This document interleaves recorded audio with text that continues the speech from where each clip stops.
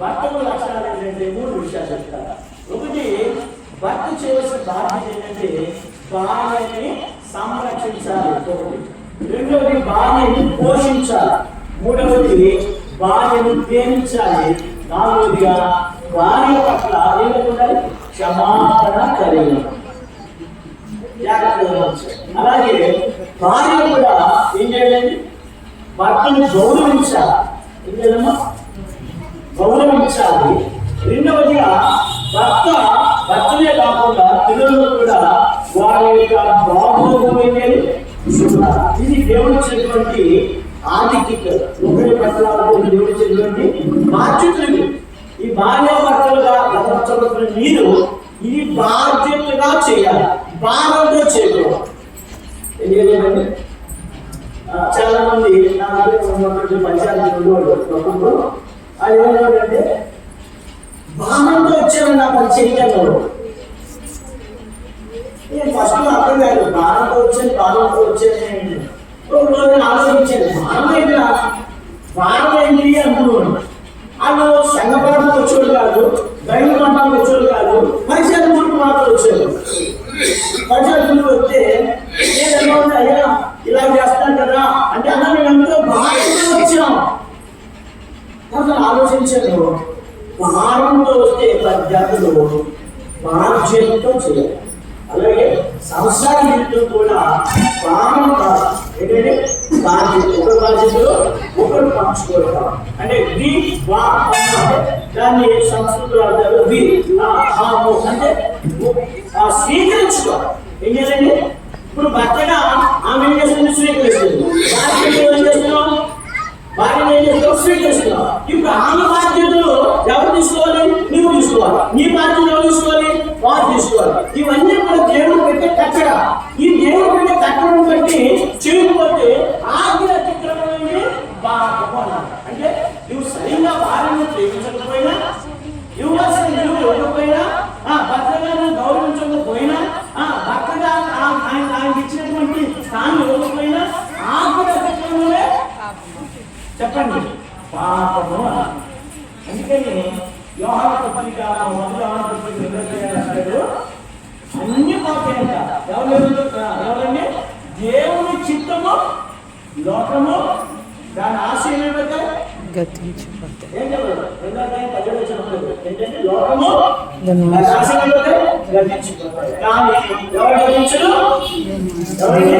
దేవుని చిత్తమును జరిగించేవాడు నిరంతరము జీవిస్తారు. దేవుని చిత్తమైనటువంటి పరిశుద్ధ గ్రంథంలో దేవుడు చెప్తున్నటువంటి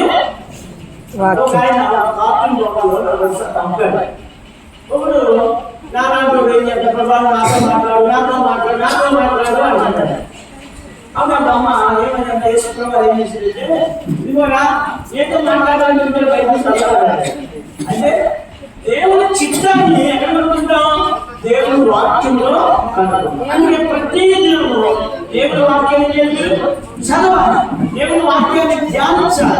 ఆ దేవుని వాక్యం ఏమిటంటే ధ్యానిస్తావో నీ కుటుంబము అంతగా ఆస్వాదించబడుతుంది. నీ కుటుంబం ఆస్వాదించబడుతుంది. భర్తగా నువ్వు చేయవలసిన పనులు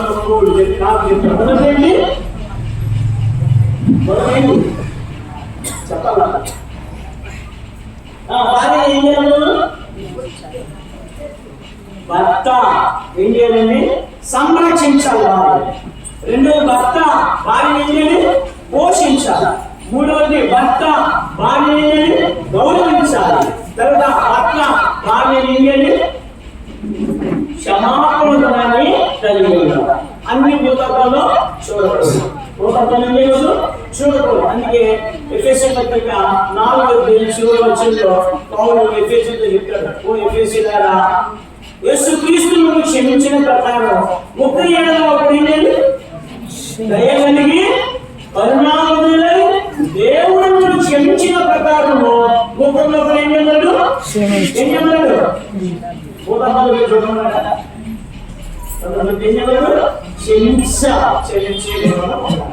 ఇప్పుడు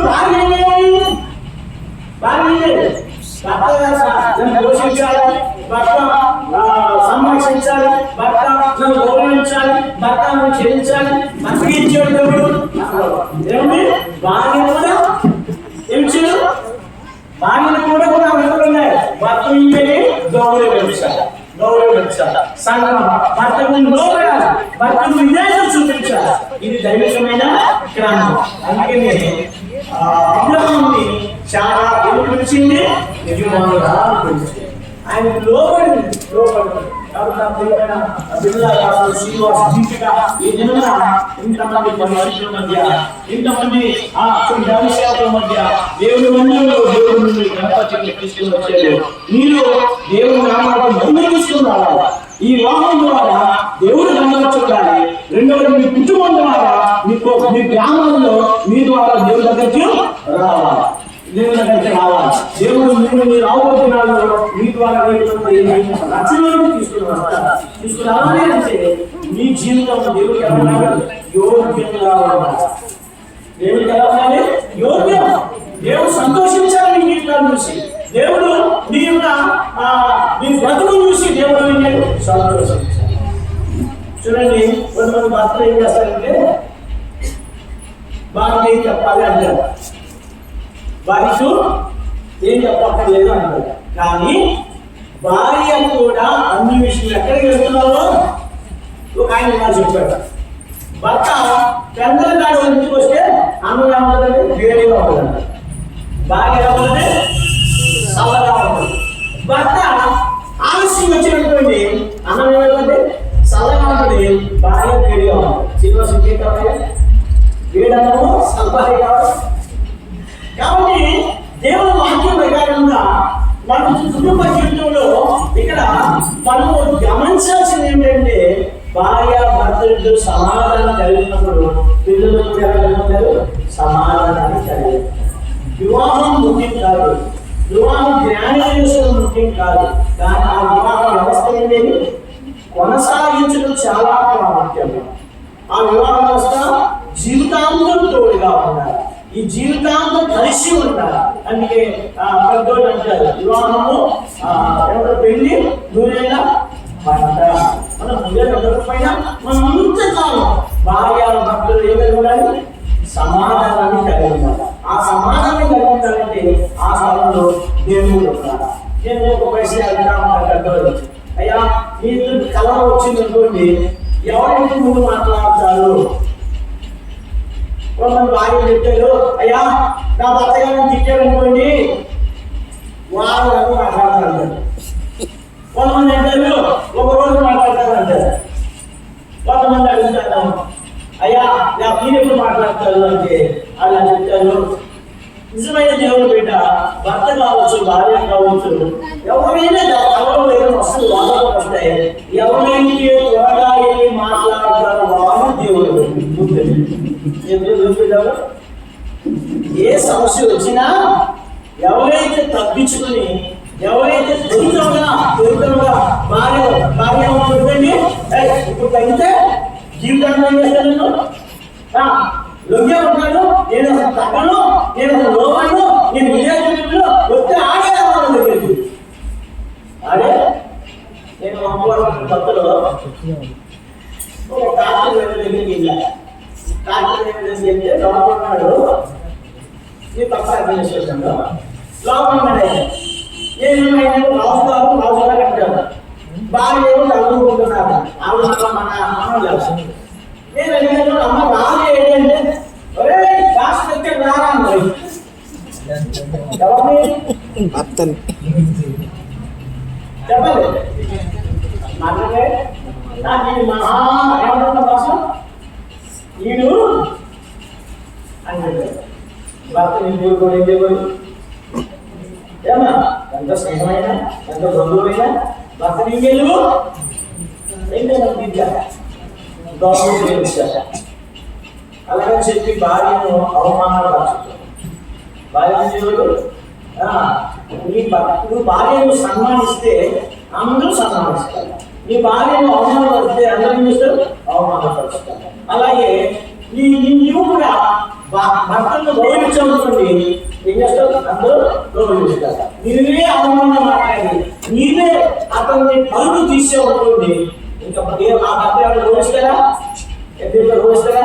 గౌరవించారు. అంటే ఒక్కరి ఏం కలుగుతుంది? కరుణామయుడై దేవుడు మిమ్మల్ని క్షమించడం పడ్డారు. ఒకరినొకరు ఏం చేయవాడు? క్షమించాలి దేవుడు. అది సమాధానం వచ్చేవాడు. అందుకని కుటుంబము దాంపత్య జీవితము బాగా ఉండాలంటే ఒకరిని ఎడల ఒకరు దయగలిగి ఉండాలి, ఒకరి ఎడల ఒకరు ప్రేమను కలిగి ఉండాలి, ఒకరి ఎడల ఒకరు కరుణామయుడై ఉండాలి, ఒకరినొకరు ఏమైనా సన్మానించాలి, గౌరవించాలి. అందుకని ఇక్కడ పౌలు అంటాడు, అయ్యా దేవుడు క్షమించాడు. క్షమించిన దేవుడు ఇప్పుడు వేరే కుటుంబం తెచ్చారు. ఆవిడ పద్ధతులు వేరు, ఆవిడ పద్ధతులు వేరు, మీ పద్ధతులు వేరు. మరి కొన్నిసార్లు చాలా సార్లు వివాహం పద్ధతిలో ఒకసారి తినండి అయిపోయింది. వివాహం పద్ధతిలో నేను మా అమ్మ దగ్గర బాగా మా కృష్ణాంటే బాగా పచ్చడి బాగా తినేవాడు, రోడ్డు పచ్చడి. వివాహం అయిన తర్వాత ఇవి వంట చేసే ఒక రోజు చేపల కూర రాదు, చేపల కూర అన్ని బాగా చేసి ఇచ్చారు. ఇవి ఇస్తే ఎన్నో చదువుకుంది. సరే చేపలు కొట్టిందామని నేను మా మామూలు కూర్చున్నాను ఇళ్ళలో. ఆయన చక్కగా బాగు చేసి ఇచ్చారు. ఇచ్చిన తర్వాత బిడ్డని కొట్ట ఇచ్చిన తర్వాత మంచిగా కనపడలేదు. కూర్చున్నాను చేపలు కనపడలేదు, అన్ని ముందు కనపడుతుంది. ఏం చేసింది? నేను మొత్తం తిప్పేది ఒక మొక్క కూడా దొరకలేదు. ఒక మొక్క దొరకకపోతే మా మామగారికి అప్పుడు భార్య గుర్తొచ్చి మా అత్తగారి మామకి బాగా తెలియదు. అమ్మ వాళ్ళు ఇంకో అన్నం మీ అన్నం చెప్తే ఏంటమ్మా కూరగా ఉండేవు అని అంటే ఒక కూరగా చెప్తారు కదా, మామూలు చెప్తారు కదా. అలా చేపలు ఏం చేసింది? తిప్పేస్తే ఆ పులుసులో కలిసిపోయి మొక్క ఏమీ కనపడలేదు, అన్ని ముందే వచ్చేది.